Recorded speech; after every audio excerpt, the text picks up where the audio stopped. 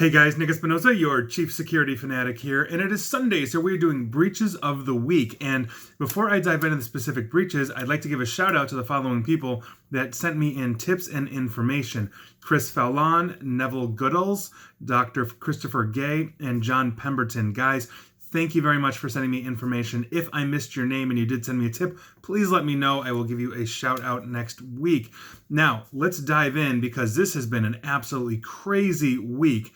And we are going to start with LastPass. Now, obviously, this is an app company that is a password storage manager, and Project Zero by Google just disclosed that a security vulnerability left some 16 million users exposed to the risk of credential compromise, as LastPass ironically could have leaked passwords to websites visited. Now, this is specifically the last password to a website that is visited, and Project Zero analyst Travis Ormandy stated, and I quote, "LastPass could leak the last used credentials due to a cache not being updated. This was because you can bypass the tab credential cache being populated by including the login form in an unexpected way." So basically, if somebody had access to your machine, they could possibly get the last password you used from LastPass.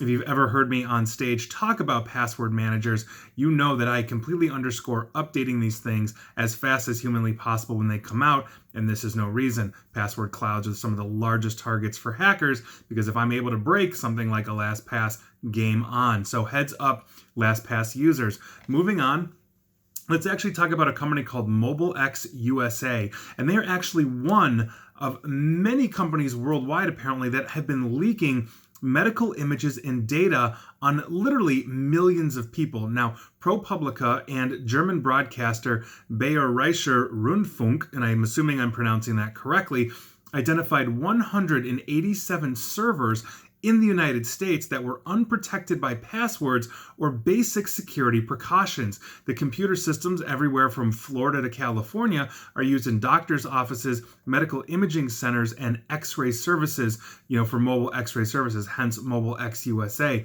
That is a serious issue and a data breach on the massive level of HIPAA proportions. HIPAA is the US's Medical Data Privacy Act, and no doubt Europe and everybody else is going to have a field day with this, but that is a massive and serious data breach. And we are not done, because that is obviously not my last thing I'm going to be talking about. It gets worse. Next one is Lion Air.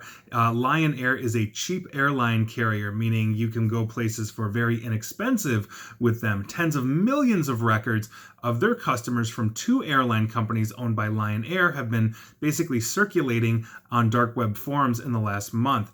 Basically, this information was stored in an Amazon bucket that was open to the web, and so hackers just grabbed everything and started trying to sell it. Now, the records are present in two different databases. Now, 21 million records, and the other one has 14 million in them, and this is basically a directory holding backup files that was created in May of 2019 for Malindo Air, which is owned by Lion Air, and Thai Lion Air, which I assume is the Thailand subsidiary of it. Another backup file has Batik Air in its name, and this is an airline whose parent organization is also Lion Air. So when you're flying Lion Air, apparently you get what you pay for, including a data breach. Moving on, let's talk about Lumen PDF. Now, the details of over 24.3 million Lumen PDF users have been shared on a hacker forum, and this was found by ZDNet, or rather this was given to ZDNet by a source. Now, the hacker that leaked this, basically, he said that Lumen PDF administrators failed to answer his queries multiple times over the past few months regarding this. In other words, he's saying, well, I'm trying to give you this information here, and so now instead I'm going to dump it. I have no idea if he was asking for ransom or if he was just trying to expose this. And if he was a good guy, trying to do this, he wouldn't have exposed this. He would have kept trying to ring that bell. Moving on, let's talk about Ramsey County, Minnesota. Now, nearly 1,800 nearly 118,000 people basically who receive Ramsey County services may have had some personal or health information compromised when hackers breached the county's email system in August of 2018. County officials had initially said more than 500 people were affected last winter, but they literally just bumped that up on Tuesday after hiring an outside data forensics firm that spent months evaluating what information may have been exposed. Now, the county has sent 2 different letters with information to the people. The first one to 113,000 warns that personal information and quote-unquote limited amounts of health-related information may have been compromised.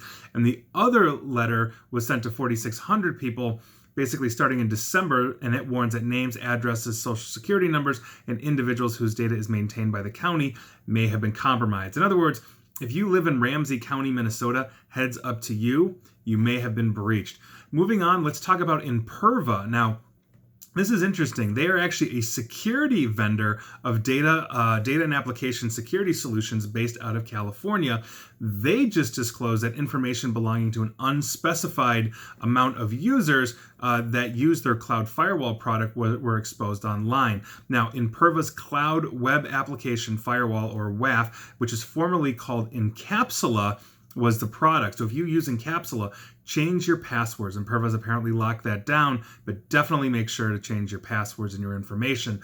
Moving on, let's talk about the Campbell County Memorial Hospital in Gillette, Wyoming. A ransomware attack hit there.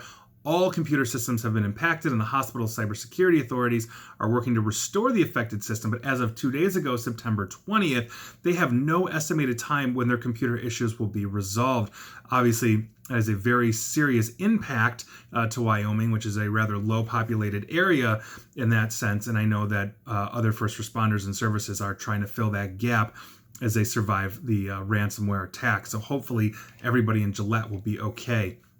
Moving on, let's talk about Thinkful. Now, this is an online education site for developers, and I quote Aaron Rosenblatt, the company's vice president of operations, "We recently discovered that an unauthorized party may have gained access to certain Thinkful company credentials.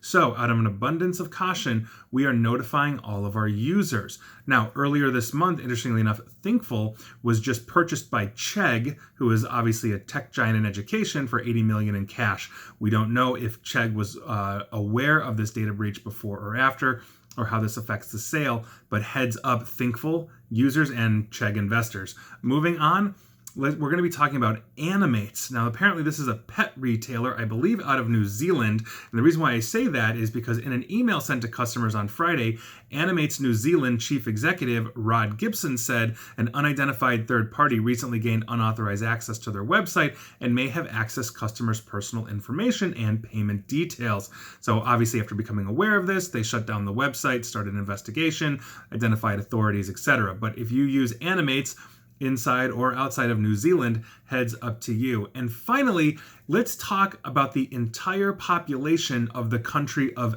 Ecuador. This is crazy. Now, an open database on an unsecured server was literally housing personal information collected from public sector sources by a marketing analytics committee. This is Novus Strat, whose server, the one that was compromised, was based in Miami, Florida.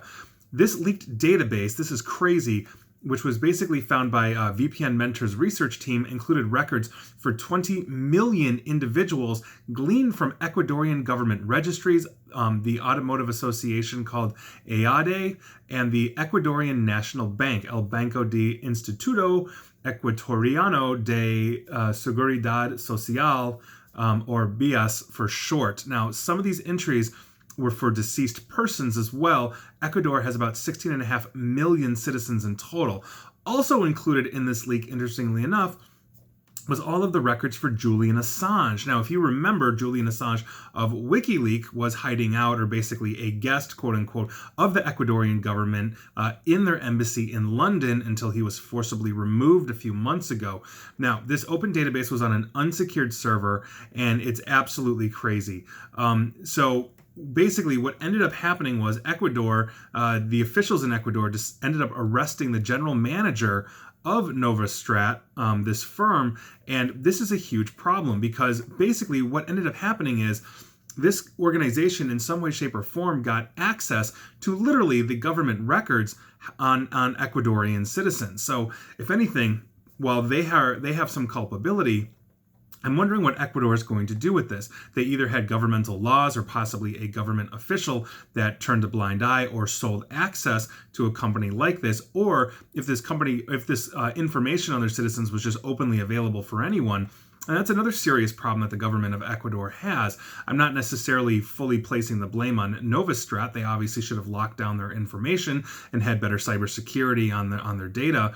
But when you're exposing literally the entire population of a country, that's a serious problem, and that starts with the government, and that starts with data protection laws. That's a huge, huge issue. And so we'll see where this goes. But if you are an Ecuadorian citizen, even if you're not in the country of Ecuador, heads up to you, your government and this marketing firm just got you hit. And that's a very serious problem that I think Ecuadorians are going to see a repercussion on for years to come. So heads up, take that for what it's worth. Those are your breaches of the week. Were you affected? If you are in Ecuador, you absolutely were. And please like, share, follow me here on Facebook and Twitter at NickAESP. And please feel free to subscribe to me on YouTube. And as always, stay safe and stay online. Thanks, guys.